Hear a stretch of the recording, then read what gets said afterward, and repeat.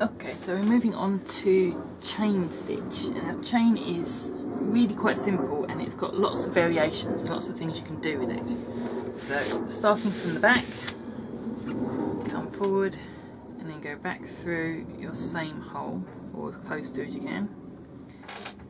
And this is a stitch, not a stab, so you need to come up from underneath like that and pull your thread around.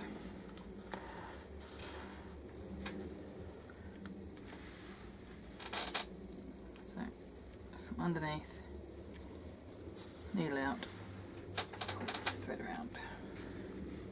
Now this one uses up a lot of thread, so you've got to estimate you're going to need about 3 times the distance you're sewing. So essentially you're doing it 3 times, you're going it backwards and forwards and then through the back.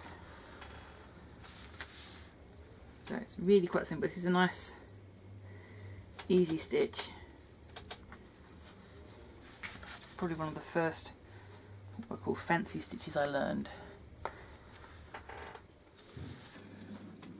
That's a basic chain. Now you can vary the length and the amount of slack you give that to give it different shapes. Now moving on to alternating, which is a bit of a more complicated one. So I've got 2 different coloured threads on here, both knotted together at the end.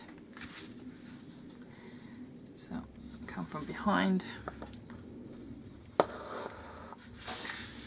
Now this is a little bit complicated. So pick your first colour and loop that colour around the needle like that. Yeah, well, that comes out, and then pull through.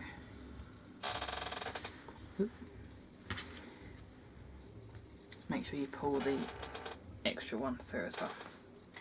So with this you kind of need to adjust your thread on the needle as you go as well. So second stitch, I'm going to pull these apart, come back in, loop the thread around, come on,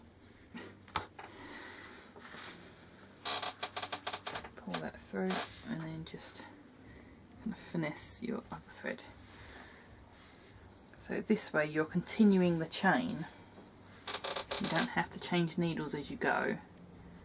As with the other straight stitches I showed you, you can do additional bits to this. So you can whip on another colour. So you just come behind each loop, like that. It's best if you use the back of the needle so you're not liable to actually stab through.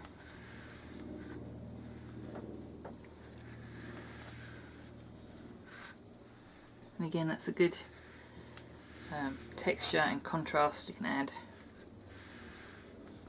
So you can also interlace, and having a loop here means that you can actually add some emphasis. So if you bring your thread in through one loop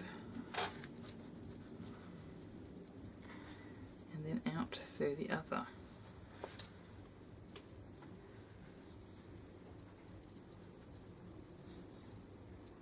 So you go under and in through one loop, and then out through the other.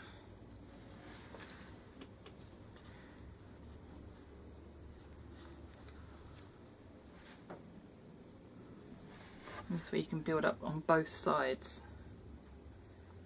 And it kind of extends the width of the chain.